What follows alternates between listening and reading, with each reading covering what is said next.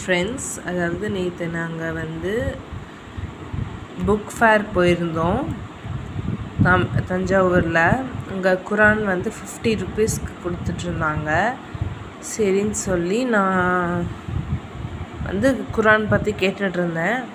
So ஒருத்தங்க எனக்கு திடீர்னு டக்குன்னு இவங்களுக்கும் நீங்களே பே பண்ணிடுங்க அப்படின்ற மாதிரி, இவங்களுக்கும் நானே பே பண்ணுறேன்னு சொல்லி டக்குன்னு எனக்கு வாங்கி கொடுத்துட்டு ஆளாக்கான திடீர்னு போயிட்டாங்க. அவங்க யார் என்னன்னே என்னால் கண்டுபிடிக்க முடியல. ஸோ இதோட ஃபஸ்ட்டு 2 வசனங்களை நான் படித்து பார்த்தேன். ரொம்ப நல்லா இருந்தது. நான் பைபிளும் படிக்கிற வழக்கம் என்கிட்ட இருக்குது.